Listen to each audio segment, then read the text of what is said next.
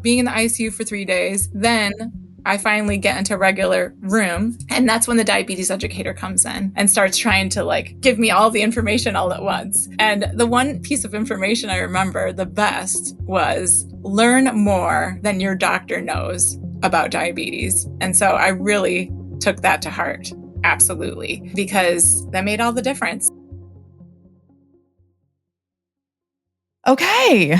What a way to, okay. Well, I have to tell you, we're having a major windstorm here. So whatever's happening is like blowing up the technology. We're literally blowing the technology around.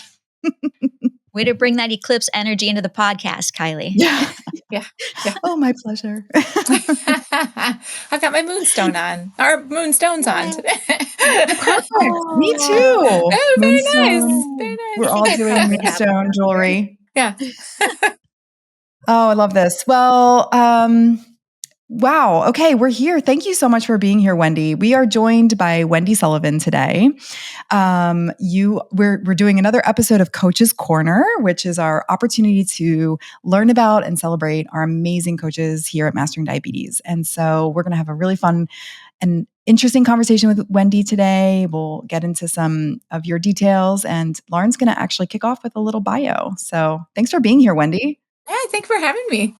You're welcome. All right, Wendy, I have the pleasure of reading about you, and then we will get to hear more. So here we go. Wendy Sullivan is a registered dietitian and a certified diabetes care and education specialist, and of course, lifestyle coach with Mastering Diabetes. Prior to coaching, her past experience was in a hospital in a diabetes care outpatient setting. She also ran an underinsured healthcare clinic, as well as the CDC's pre-diabetes program. She is a yoga teacher and loves playing Tibetan singing bowl concerts with her friends. She also loves to paint. So Wendy is multifaceted. It isn't just about diabetes here. There is a heck of a lot more to Wendy's story. And as she gets going, she has an awesome way to honor a family member of hers. And we're going to hear more about that. So way to go. Wendy's here. Yay. Thank you. Thank you. Well, yeah, today is a special day because it would have been my dad's 83rd birthday today. So he developed type 1 diabetes when I was 12 years old. And I remember, I went to the ICU to go see him with my mom, and they weren't going to let me in because of my age. I had to dress in this whole gown thing. And I remember looking, it was kind of a U-shape ICU with sliding glass doors and curtains. One curtain was open. I remember looking at that gentleman and thinking, oh gosh, he doesn't look great, and that was my dad. And I was like, oh no. But he was so sweet. He, he was of the era of when the glucose meters were like this, like bigger than your head. And then you had to put blood on it and stick it in the machine. And so there was no memory on the machine at that time. So he would graph out his results from his blood glucose. So he would graph it all out, and then he would take it to his doctor. And then he would tell me things like, I need less insulin in the summer, Wendy, because I think it's because I'm more active, I think. But he was constantly adjusting. And, I watched him take care of himself that whole time. And I'm often telling parents, because, I also work with children with type 1 diabetes. I'm often telling parents that children are really watching what you do more than what they're listening to what you say. I mean, they do listen to what you say, but what your actions are really speak more loudly. And to watch my dad take care of himself this way, and I developed it later on in life when I was 21 years old. I remember one day, it was during a holiday, we both go into his bedroom. We're both like giving ourselves shots together. And I'm like, this is so weird. But I'll give you a little background of my story. So being 21, I had tried fasting. I thought, fasting was a big thing. And I was learning how to become a massage therapist, and they were big on drinking water. And I was doing all of this stuff, and I started losing weight without trying to. But I thought it was fabulous because I still had clothes in my closet from high school, and I could start to fit back into them. So I thought, this is fabulous. This is going great. Well, I ended up getting kind of a virus and not feeling well. And a guy that I was dating at the time was supposed to come over at a certain time. And I wasn't answering the door. And luckily, one of my curtains was open, like about this much. And he peeked in. He saw that I was just sitting on the floor. And he came in, and I couldn't talk. I could only make sounds. He brings me to the bathroom just like to sit me down, just be like, oh, like what's going on? And I can only moan. I can't. I somewhat remember that piece. The next memory I have, it's similar to those hospital shows where you see the white light and you see all the faces. I had 5 faces standing over me, and I had one doctor snapping his fingers trying to keep me around. And the next memory I have is so it was April 18th, so my anniversary is coming up. It'll be my anniversary of type 1. When I woke up, I was in the ICU. Wide World of Sports was on the television. My parents and my sister were there, and my sister is 8 years older. She's sitting there hanging on my hand, and she's like, "Hey, Win," and I'm like, what's going on? I'm hooked up to all sorts of things. I'm on a potassium IV, which I was on a potassium IV for a week. I was probably in ICU for 3 days. And the only reason they knew that I was there was at that time, I think this was before HIPAA, but my brother used to do MRIs. And so he worked in the hospital, and my last name was Quizada. So they're like, "Do you know this person? Like, there's nobody else with this last name here." And he's like, "That's my sister." And so he started looking at the labs. And when he looked at the labs, he started asking, like, "What do these numbers mean?" And they said, "Paul, these are numbers of somebody who has died." Oh my gosh. Like everything was not where it should have been. And so my Right. mom, once I came to, my mom said that they were really concerned that I might have some brain damage from this as well, because my blood glucose was so high when I got in there. Do you know But what the number was? yes, it was 900. It was in the 900s. And the reason I remember that is because later on, the doctor that was snapping his fingers at me, that was the doctor that ended up being my doctor for a while. And he one day when I went to visit him, he's like, "I had another person who had a blood glucose that was actually higher than yours." It was 1,000. He's like, "But I'd never seen anybody with a number that high before." Um, so, being in the ICU for 3 days, then I finally get into regular room. And that's when the diabetes educator comes in and starts trying to like give me all the information all at once. And the one piece of information I remember the best was learn more than your doctor knows about diabetes. And so I really took that to heart. Absolutely. Because that made all the difference. It's why I became a dietitian. I was going to be an opera singer. Like, I'm a singer. I'm an artist. I'm a singer. So, and I had been in college for opera. I'd been operatically trained for a very long time. And then, things were happening. And, before all this, maybe a year or two before, I'd been diagnosed with hypoglycemia. And so it's the first time I had seen a dietitian. So that was previous, but I had no idea that one could lead to the other possibly, or anything, and I didn't have any insurance when this all happened either. So I was living by myself and trying to figure it out. But I did. Yeah. Yeah. I always talk about my mantra. My mantra is I thrive. Like when we talk about our why with clients about like, why do you want to change your lifestyle? Why do you want to do this? Mine is always those 2 words. I thrive no matter what. No matter what. I vowed to myself, I'll always get my insulin. I'll always have test strips. I was in an underinsured clinic for a while because I didn't have any insurance. And it was a horrible scenario. I was treated horribly. Everything that they talked about, like when they put you in classes, was all about the complications that could occur to you. Super scary. The next person older than me just had his leg amputated. I mean, I was freaked out. And so I decided, I'm like, that was the only way that they would give me supplies is if I went to these classes. So I decided, well, I can't go to these classes because they're freaking me out, but I will always take care of myself no matter what.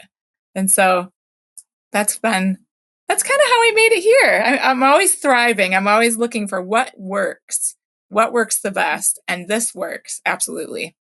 Oh my gosh, Wendy, what a story. And I mean, just to like unpack so much of this was going back to the fact that, you had a father living with type 1 and he was diagnosed in his 40s, which is interesting. You being diagnosed in your 20s, these are at the time, especially very late onset, very late onset. These are not, typically type 1 diabetes would be diagnosed in childhood. So the family history that you have being diagnosed a little bit later in life is interesting.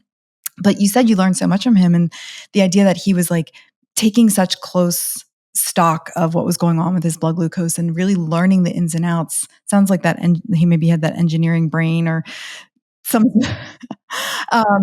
Yeah, I mean, he really wanted to figure things out, and that just knowing you and knowing how you also made this transition to this more of this lifestyle, this green light lifestyle. It sounds like you've really had that message from him, and you've held that message close to your heart Oh, on how to, absolutely. yeah, I love that. Absolutely. And I mean, I also think about, uh, I think about relationships with this lifestyle change because had I not kept working on myself to try to improve, it improves your relationships when you do this. Because of those fluctuations in blood glucose, people aren't aware of how moody they can be. And I was super moody, just dragging myself around, trying to feel good and not feeling good and wanting to, but just not knowing how, what do I do? For a while, the regular ADA diet worked, but then it didn't work anymore. And then it was like, what do I do now? I hear such a power of mindset in this, the power of mindset, the power of maybe not even being aware of it at the time, but you had already been exposed to what positive mindset can do, the can do, I thrive attitude. I think your dad maybe gifted that one forward in a lot of ways. You had seen someone thrive on it by just watching their own patterns and wanting to figure it out. And that's a huge part of the battle is just wanting it, wanting to know more, wanting to get to that place so that you know that thriving is on the other end of the learning experience versus feeling bummed. And you also hit on a really important point, which is the unfortunately the fear of living with a chronic health condition and specifically type 1 diabetes. And at a time where, there we didn't have the same influences around, I don't know exactly what year this was, but now with social media, like there's a lot of people sending positive messages out there and inspirational messages. And it sounds like you were really getting bombarded with a lot of negativity around your diagnosis, around the future of what this was going to look like. And I think a lot of people get that message from their healthcare providers a lot. There's a fear of if my A1C isn't good enough, what's going to happen? I'm going to get in trouble with my doctor, or I'm going to develop these really awful complications like amputations, things like that. And, that level of fear can make you really want to run in the opposite direction and ignore it. I mean, some people really just are like, I'm just not paying attention. I'm just done. I can't. And it seems like, and I love that you took that, what you were seeing as an invitation to become a registered dietitian, to want to help people. You ended up helping people in a underinsured clinic. And I imagine that those people were very, very lucky to have you on their side. Oh my gosh, that was so full circle. It was such a full circle moment because no matter what, nobody knew that they were in that clinic. It looked like they were just getting services just like everybody else, which is what I wanted. And it was awesome. It was great. That's incredible. And, for you to have that experience and be able to, right, like send it full circle and help people who were in a vulnerable place as you remember being at that time. And I love that that was part of your background as well, before joining the Mastering Diabetes team, which of course we'll get to, but this is so important. And I appreciate you sharing this so much. I mean, what a scary way to wake up and, with the light, I just picture that light. I think we can all have that visual, experience of that, like visualize what that must have been like. Yeah, I just could not stay awake. But I have that memory in there. That memory is just like emblazoned in there. Yeah. Your tolerance of that is what amazes me.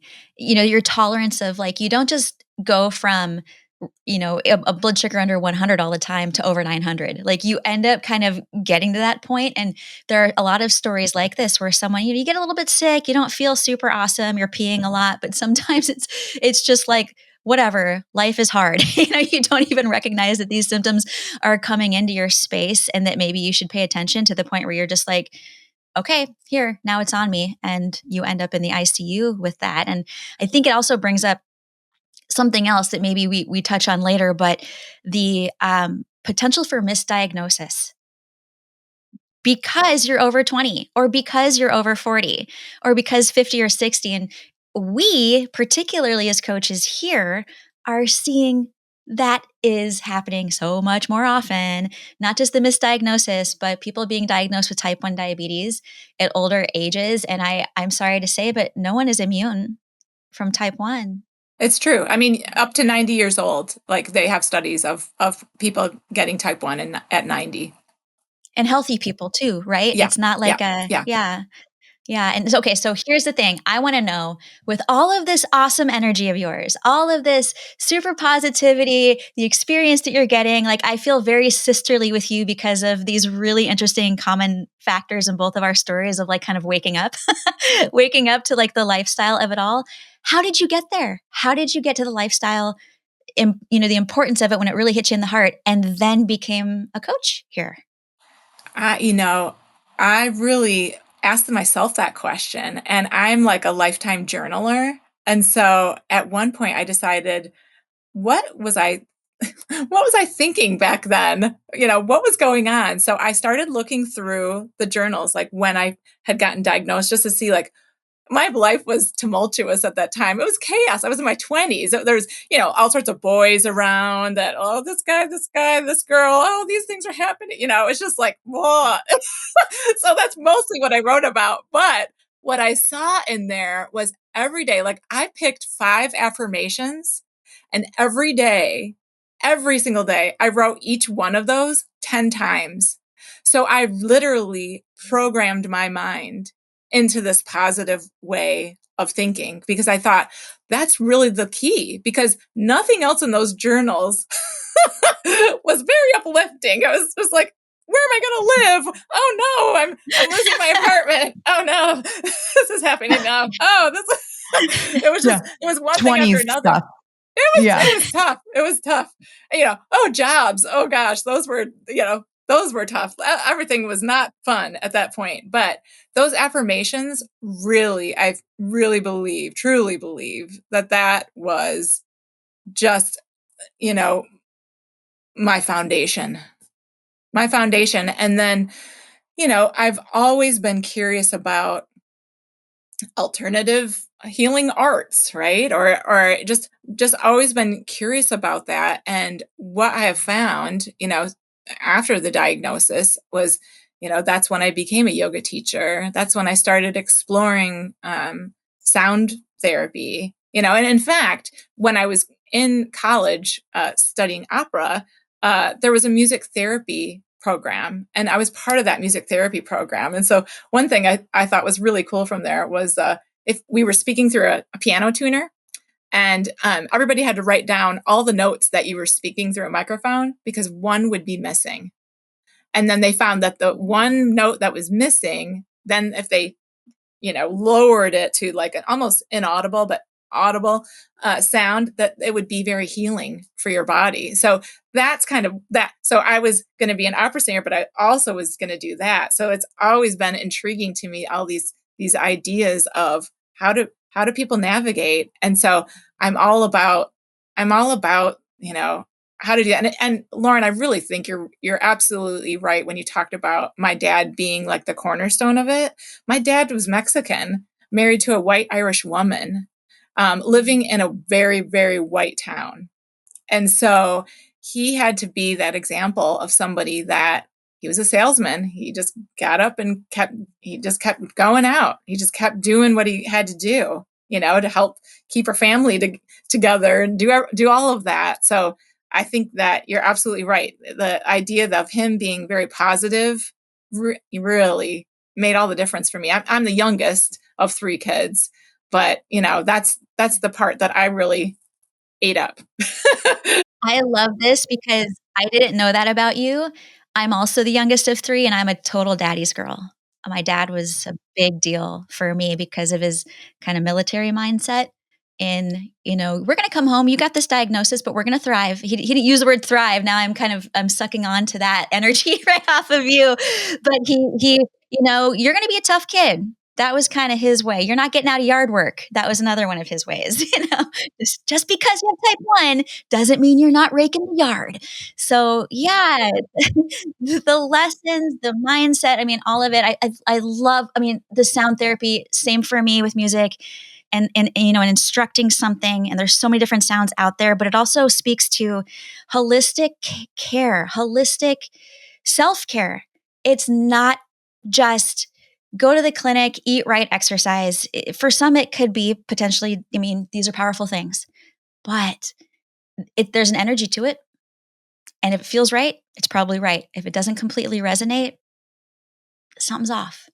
Yeah. And, again, and with that idea of the holistic integration,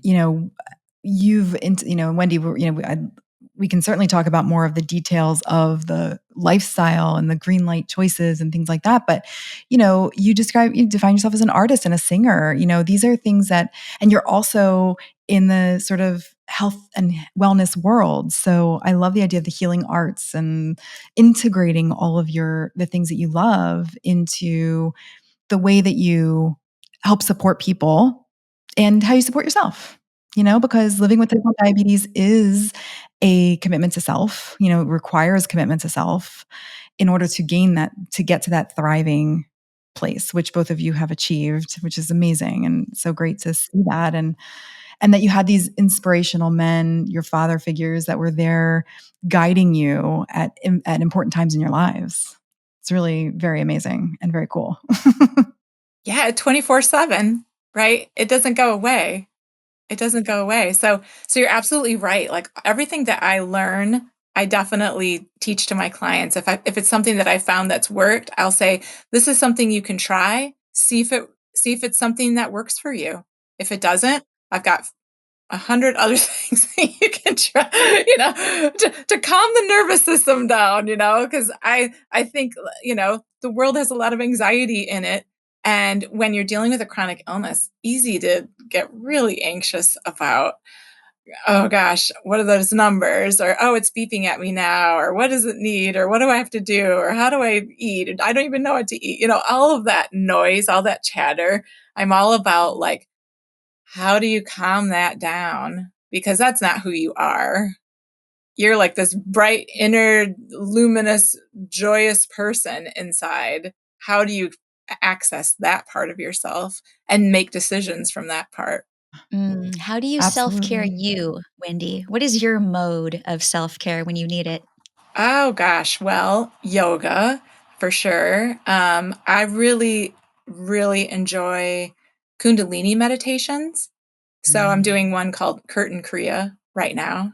And I will do like 40-day challenges. So I'm on a 40-day challenge with that particular Kriya is Cool. just kind of like a set meditation. So I'm doing that. I have them sitting right here. I will use tuning forks at times. I have them right here. Voila. These are from a company, and they're a C and a G. And when you tap them lightly and put them by your ears, I don't know if you can hear. Let's see if you can hear the sound. Oh yeah. Uh-huh. Yeah. What it does is it's a perfect fifth, and so if you put it by your ears, your mind then plays the third. And so they find that these bring you to a meditative state faster than if you were meditating for 40 minutes. So these are just a nice tool to have. Like you can use them for like 2 minutes and then you're immediately just kind of like, calm down, so it's vibrating the nervous system. So this is one way. I need to know everything about those, so I will get back to you later about that. I'm going to need those. Maybe we can put a link in the show notes for the tuning forks. Absolutely, absolutely. And then Tibetan singing bowls. I trained. I think it's been 8 years ago. I trained to play them, and then I brought a gentleman into my home that had lots of antique Tibetan singing bowls. So we did a class series in my home. Gosh, I think it was in 2019. So I learned even more from him, and I learned more about how to use my voice in that healing capacity, which for me is like to sing overtones, which I'm like, oh, it's so cool. So when I play Tibetan singing bowls with my friends, at the end of the concert, I sing and I use those overtones, and super fun. So that's another way. And then energy medicine, yoga. I'm certified in that. So it's has to do with, sometimes your tapping points, like there's a clavicle point under here. Like this one is your kidney 1 meridian. And so like if you were feeling like down and out, like I just don't have any energy, this will give you some energy. So that's always nice. Yeah, right underneath. So you can kind of rub it. And if it's sore, then you need to, then you need it. What's But the that's just one location of, for people that can't see you, Wendy? For people that can't see you, what's the yeah, it's location? like if you think about like where your clavicle is at, right kind of in the center on either side, like if you think of your center and you're kind of think of, okay, clavicles here, it's just like a little divot underneath that you can feel. And if you kind of poke around, you'll feel a spot that it kind of feels like a divot, and it can be kind of sore sometimes, but it's on kidney 1 of your meridian. And it's just a great way to like wake you back up. So I do that. Uh, Are there's you going so to many mention the rebounder? I'm waiting to hear about the the rebounder. rebounder, yes. Oh my gosh. So I use a specific rebounder. It's called a cellar sizer.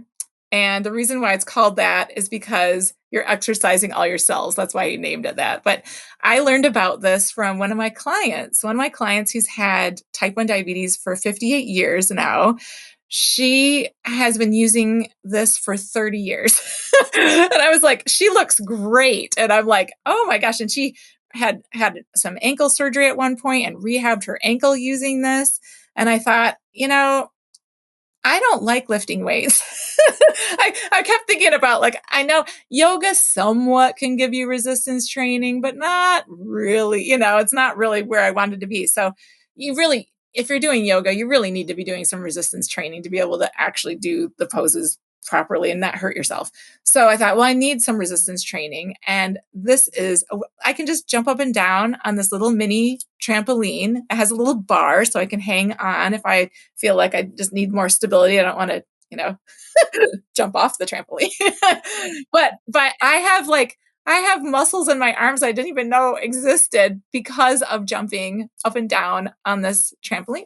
I'll show you the guns. Look at this. It's like this was not there before. It was a tiny arm before. Now it's a big arm. Strong arm. Yes. So I'll you never can jump forget. up and down, and Yeah. I absolutely love it. I use it to bring my blood glucose down. So I will get on it after I eat a meal. I'm not like jumping up and down really hard, but I'll get on it for 10 minutes just to help even out that curve sometimes. I usually and really, you don't have to be on it long, but I usually will be on it for about 30 minutes a day. I might do like a 20-minute at one point, and then maybe after lunch, I might do 10 minutes or something like that. And it's just very gentle, and I can watch a TV program. I can watch something. I don't have to watch like a program showing me how to exercise, but I will sometimes just to keep me going. But I absolutely love it. Absolutely love it. And a lot of my clients have gotten them because I'm talking about it. And one of my clients, our first 10 minutes of our meeting is we jump on it together so that they will get their exercise in that day. And then we talk about everything else. But we're chatting while we're doing it. But it's such a fun way to meet somebody, and just a fun way to exercise. And that's really what you got to look for is what's fun. Lifting weights for me was like, well, it's gonna, do I need 10 pounds or do I need 20? And then it was too much. And then so this kind of strengthens everything at the same time, which I love. I love it so much. You know how people say in the winter, like, I want to go for a walk, but it's snowy. This is such a great way to think like you don't have to buy the treadmill that takes up all that room. Yeah. Yeah. And this thing folds in half. So you could like set it up, put it back under your bed or whatever. Right. Yeah. Michigan is the same about that. Yeah.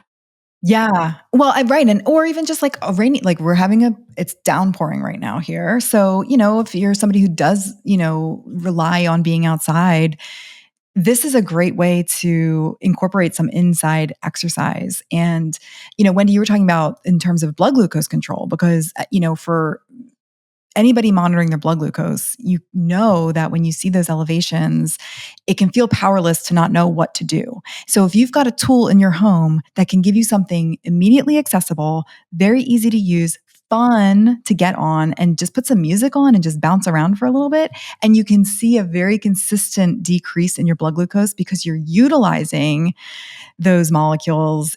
It's so satisfying, right? And that's where, if you're a parent with a child of type 1 diabetes, a rebounder is such a great tool, such a great tool, such a great thing to have in the house. But really for anybody, but not just, I've worked with a lot of families with kids, and they say it's like one of the best things that they can give their kid is 10 minutes on the rebounder. Well, yeah, because they can just have it. They can have it in the living room, right where the TV's at, and the whole family can be using it. So it's not just their, but yeah, really makes a difference. And, and it drives home the point of our methodology, which includes, we look at all of our green light tools. Exercise is one that can be very intimidating for people to get started with because, like to your point, like what weights do I use? I don't know how to do resistance. But if you've got the built-in resistance from the rebounder, then you're gaining that benefit. And as women, it's really important we focus on things like bone health and bone strength for prevention of osteoporosis. And resistance training is actually shown to be the number one thing you can do for your bones to prevent osteoporosis. So, in terms of again, looking at the holistic system, yes, you're a person living with type 1 diabetes. You're also a person that, as women, we are all at risk for osteoporosis more than men. So, let's get our rebounders out, ladies. Let's get bouncing. That's right. That's right. I've seen other benefits too. Like it can get this so that's nicer. And if you smile a little bit, it can kind of take a little bit of the wrinkles out. So I'm like, oh, there's some anti-aging benefit. I like this.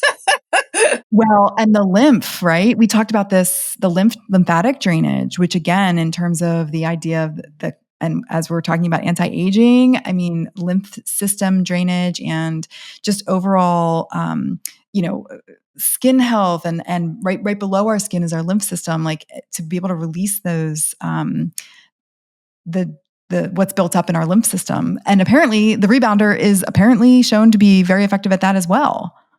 Yeah. And I don't know if it's a science exactly. Well, there's laughing yoga, right? There's cussing yoga. There's all kinds of ways to do it. But like being able to laugh and enjoy physical activity when you're not saying it's easy, you're saying it's a good time.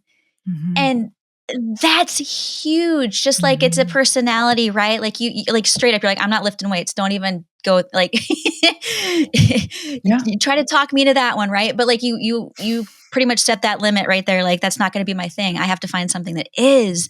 Yeah. That's the right way to think about physical activity. Like there's things I'm not going to do. I wish I could do kickboxing, but I know that I'm going to hurt myself. So like there's certain things where you figure out what works for you. And I mean, that rebounder, you are talking me into it. You're definitely talking me into it.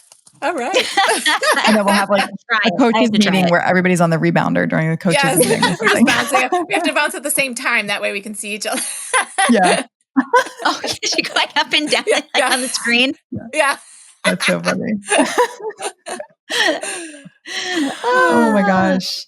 Amazing. Well, I'm glad that we had a chance to talk about that because I know it's something that you're really passionate about. And also because as a coach, you're making suggestions to clients about how they can integrate. And I also love that a lot of times as coaches, we're gaining support. And you did that from your client. You got this suggestion of this particular tool from your client. And I love that went full circle for you too, because, we definitely love to hear all the ways that coaches are supporting their members, but it's always nice when we receive as well. And that's a really nice gift.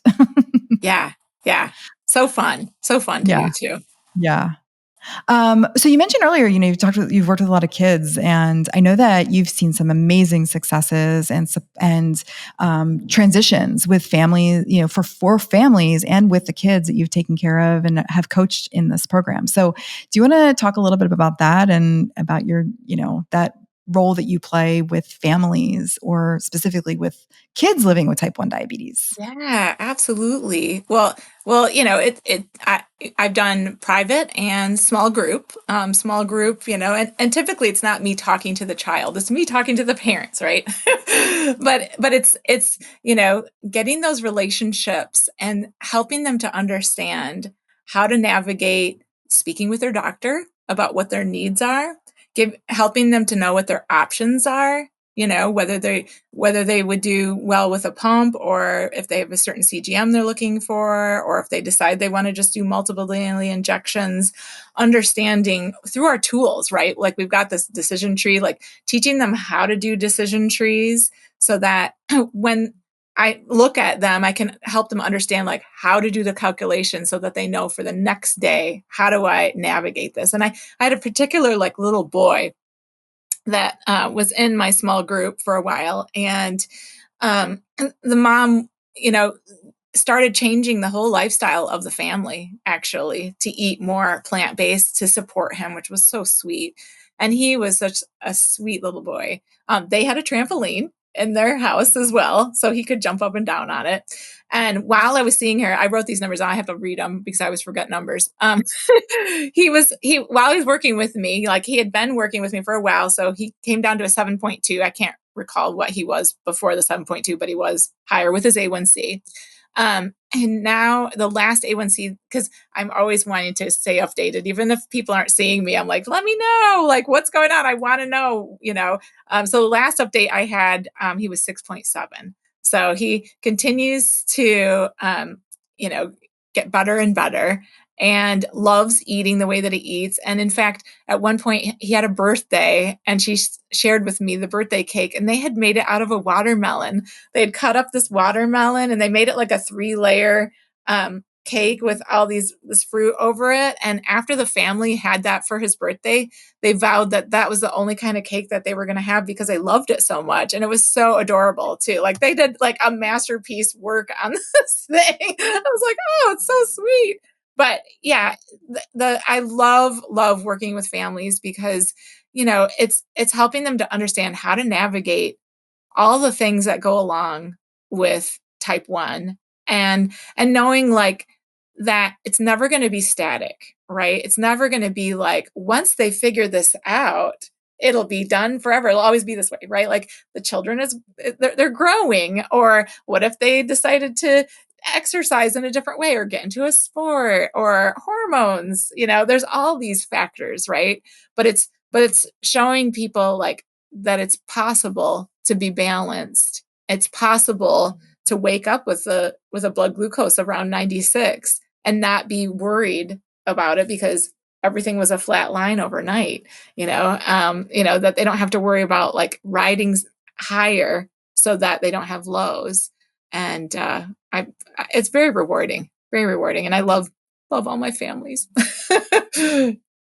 I know it is such a satisfying role to play when you're working with family, because the family dynamics also are so much, they're very unique for each individual family. And oftentimes one family member will be like, let's say it's a child with diabetes and all of a sudden the whole family's got to change the way they're eating, or they decide to as a family.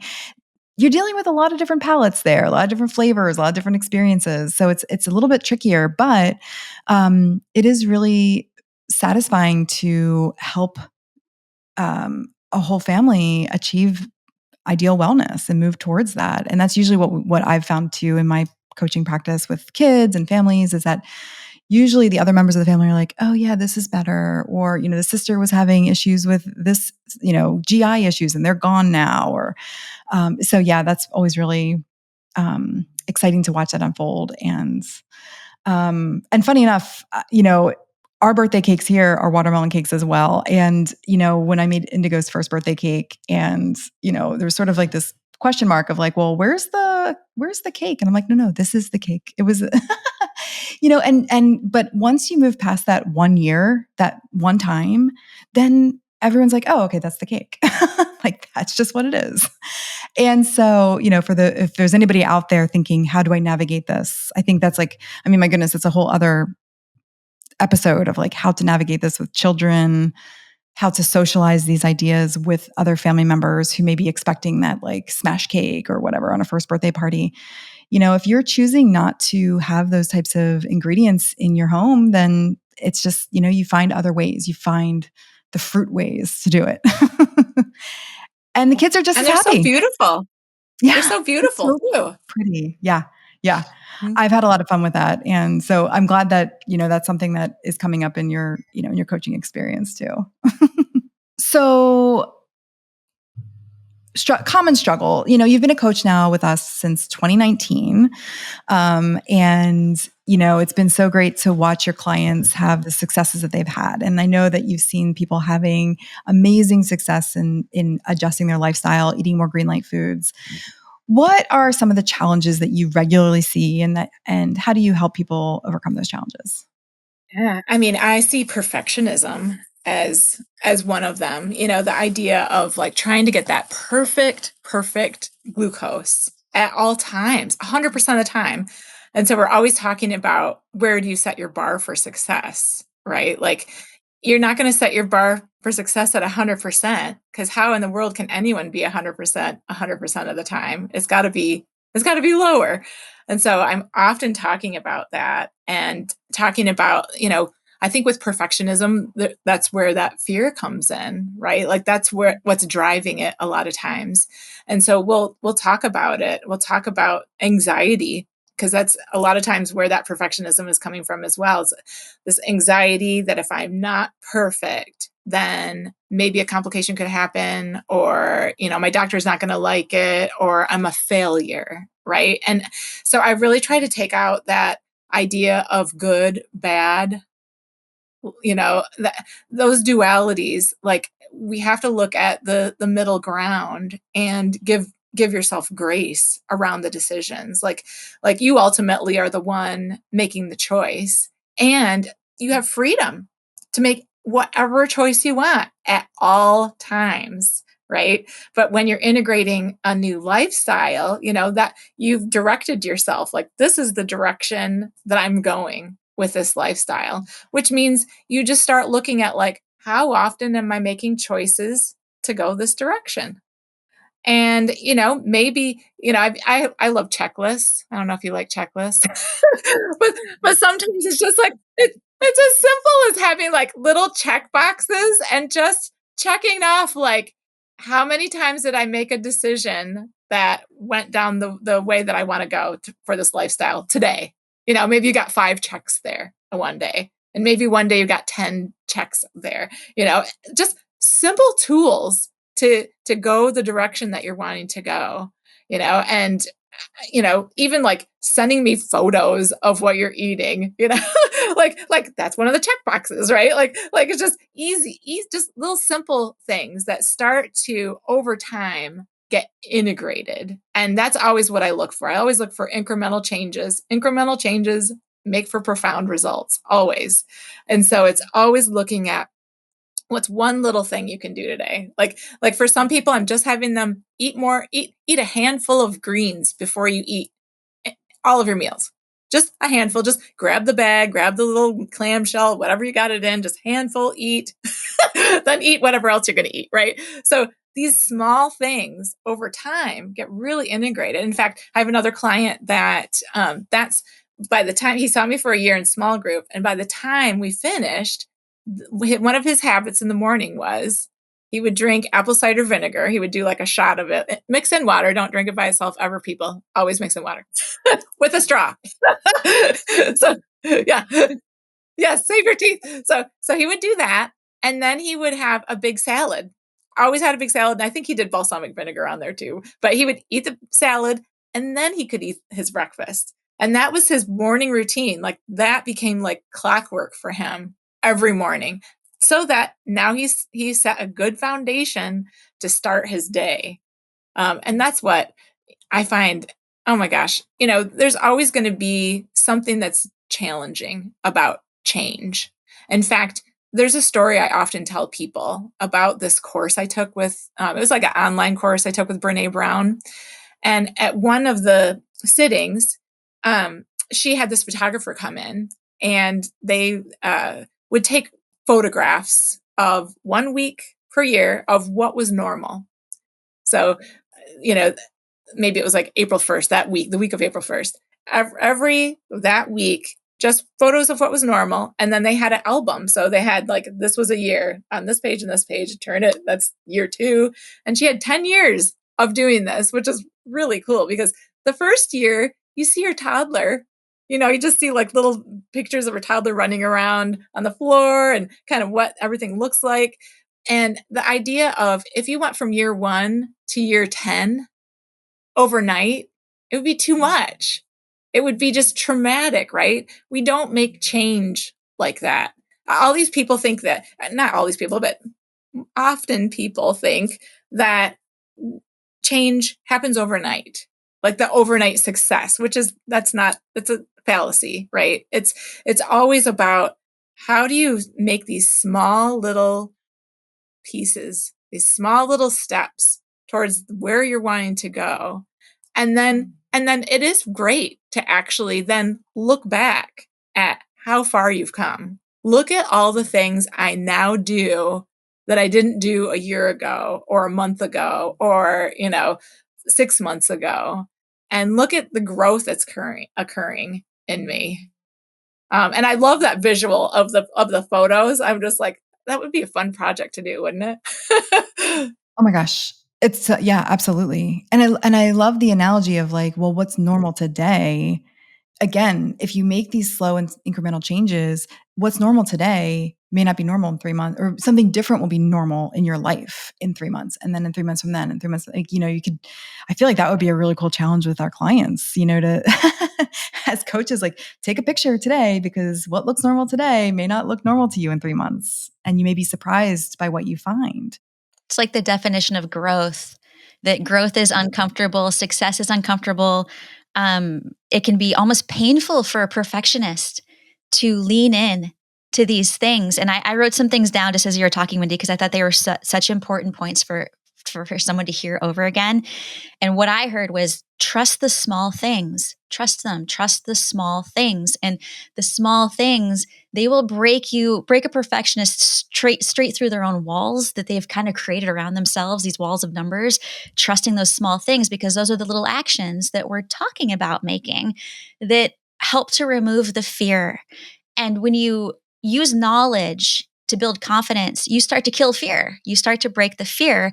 And the specific thing you mentioned was a ritual. So it was someone building a ritual in the morning. And rituals can be movement, rituals can be about food, rituals can be about sound baths, rituals can be all the things. But like building that in, if there's something that you need to change, there could be a whole different world to build around yourself to get there. And that can be the fun part, even if change is uncomfortable. We talked about it before, Kylie, the magical word of transformation.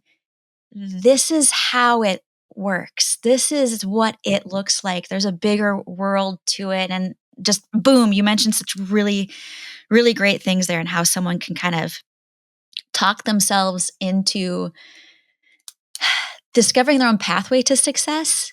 Like getting out of your own way is part of that also. So I dig it. It sounds so awesome. Yeah. I mean, what lucky clients to be working with you. Thank you. And someone who really understands that journey and can make it so relatable. And so, you can share your own experience. You can share the things you've learned in a way that is approachable. And, I'm curious. I have a question kind of almost like circling back to like when you were telling your story about, that moment when you first learned about insulin resistance being impacted by dietary fat. And, where in your journey were you when you sort of came to the knowledge of the idea that, high fat diet equals insulin resistance, and high carbohydrate from a whole food plant-based source can actually be very healing for somebody living with any form of diabetes? Gosh. Well, I had seen that Robbie video, right? And then I Yeah. had seen, I think, didn't Cyrus have his own website? I think he had his own podcast or something, because I remember hearing some interviews from him in the past. Okay. And then I Yeah. started seeing them together on some Uh-huh. videos. So I thought, Okay. okay, I'm going to figure this out. I'm going to figure this out and I'm going to do this. And so I went all in 3 days. later, I was having trouble because I was having lows all over the place. I mean, like, if we talk numbers, my insulin to carb ratio, I was 11-1. And so then I scoured their videos. I'm like, they've got to be talking about this somewhere. Like, because I didn't know how to calculate it. I didn't know anything about anything. And I heard him randomly say, well, a lot of people get around 20-1. And I'm like, 20-1? That's crazy. But I had an insulin pump and I decided I set them all my insulin to carb ratios to 20-1. And then I was no longer low. Like I then was like evened out. I was like, oh my goodness. Like, like who knew? Right. And so then I started teaching my patients how to do this. I would just write in the electronic medical record that they had decided to be vegan and I was supporting them to do that. And, I would give them paper of what I was supposed to give them. And then I would verbally tell them what they could do. And they'd have to write it down themselves. Right. And then they would come back and then they would be successful. So then they would keep coming back, every month and we would work on little things that they needed. I had one woman absolutely reverse her type 2 diabetes. And was sad because she couldn't come back and see me anymore. I was like, it was sad. It was hard. You build relationships, right? You build relationships.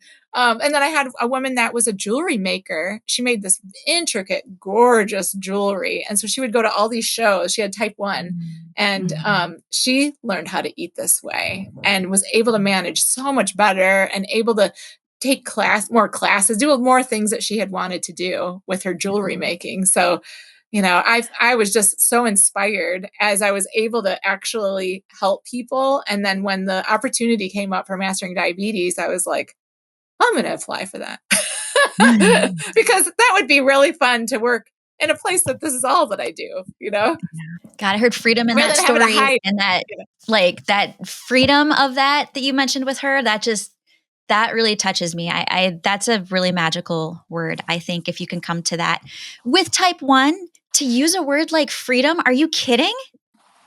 Yeah. And you watched it happen. I mean, those are the things that make us cry as educators because you know how hard it is. And there's other people that you wish could just get a slice of that. And yeah, the max impact that you're making, Wendy, when you work with families also is super awesome. Thank you. I mean, I just have to say to anybody listening to this right now, can you imagine being sad that you reversed your type 2 diabetes because you couldn't see Wendy anymore? Like, because you couldn't see your diabetes educator. You couldn't see your diabetes educator anymore. I don't know if anybody living with any form of diabetes has that experience. So the fact that you have a patient who said that to you is just so touching. And so if anybody out there listening wants to get a piece of Wendy's magic here and her inspiration, and please email us at team@masteringdiabetes.org. We would love to have you, work with any of our amazing coaches. But if Wendy's inspired you or touched you in any way today, we can help you get on that path. And if you would like to request a rebounder workshop, I think we could probably arrange that. Oh, I like that. That's fun. That would be so much fun. Oh my gosh. Yeah. Maybe we'll post some links today to some of the things that we talked about. We talked about the rebounder, the specific one that, you use. And then also the tuning forks for the, nervous system calming. I think if you can, I think meditation can feel really intimidating for people in terms of, getting quiet. So maybe the noise of the tuning forks would actually be very satisfying for people. Yeah, you don't have to sit in a certain spot. You can sit in your favorite chair and just listen to tuning forks. That's it. I love it. I'm emotional right now. Could you guys tell my eyes were getting all watery from that last story? I know. I don't know. I'm fragile today. I don't know what it is. It's this, when we have coaches on here, I'm getting all shaken up. Well, it's funny. It's interesting. I feel the same way. Like I feel as a healthcare professional, as somebody who's been in the healthcare system myself, we don't get to have these kinds of experiences when you don't get to have, when you're in a hospital setting, you don't have the experience of the joy that comes out of supporting somebody accomplish their long-term goal or even a short-term goal. I mean, you just don't get that same experience. And so these stories do generate a lot of emotion because we're humans with emotions, and because we understand the significance of it, the visceral joy that comes out of sharing that experience with our clients, or patients or whoever you're working with. When you see that progress and that,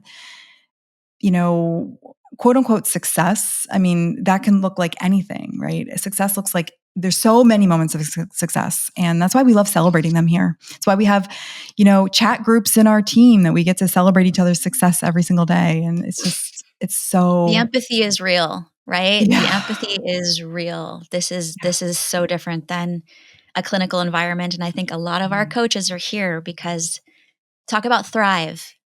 We may not thrive in the standard clinical environment, but if we look at the statistics as well in our society, is that most people may not be either. And here we get to play, we get to have these wonderful conversations. And oh my goodness, I just absolutely love it. I absolutely love it. I love everybody here on the team. Everybody's awesome. I mean, gosh, who can say where they work? They love everyone they work with. I love all the characters, all the personalities. Everybody's heart is all in the same spot. And, we all love everyone that we work with. We just want the best. And Kylie, you've said this before, that you talk about us coaches being hope holders. And I absolutely love that. Like, you have all the information, you have the book, you have the modules, and we're just here to hold hope for people, which I absolutely love. And I mean, if anyone's a cheerleader, I mean, I wasn't in high school, but I for sure am now. I can't stop myself. I'm always just like, oh, that's great. Oh, you're doing a great job. You're doing a great, because I'm just so excited about people. But yeah, I mean, I'm for sure a cheerleader. I think of that is what sums up my coaching, I think. You do, and you do it really well. And we do. People, we all need someone to cheer us along. Sometimes all the time. I mean, I always think how great it would be as I speak to the parents here and the, who are listening. Like if somebody just came around and was like, you're doing a really great job today with that toddler. I know it's hard, or you're doing a great job with your diabetes and the way you're taking care of yourself. We need cheerleaders in our lives. And if you don't have that in your life, if you're looking around saying, gosh, I don't have a cheerleader, please come see us. Please come work with Wendy. Please come work with Lauren. Come work with any of our coaches. You will have a cheerleader literally in your pocket on your cell phone, messaging you whenever you need a little bit of cheerleading. So yeah, I'm so glad you brought that back. And Wendy, you've been a joy to work with as well. We love having you and your wisdom on the team. Any final thoughts or anything else you'd like to share? You shared so much today, and we're so grateful and appreciate everything you've brought up. It's been a fantastic conversation. I love this so much. So, but anything else you want to share or talk about as we wrap up today? Final thoughts. Well, it reminds me of SNL when they had deep thoughts, but I know it's not that. Gotta write them down. Yeah, we could do deep thoughts with Wendy. Deep thinking. Oh. Yes. Well, I just look at wherever you're at, if you're not happy with where that's at, it can always get better. Another mantra that I always say, I'm not cheerleading just people outside myself. I'm cheerleading myself all the time. And so that's where the I thrive mantra comes from. But it's all, the other one is everything is always getting better. Things keep getting better and better in my life. And so when I say that, that means that's what I look for. I always look what's getting better. Look, that's getting better. This is getting better.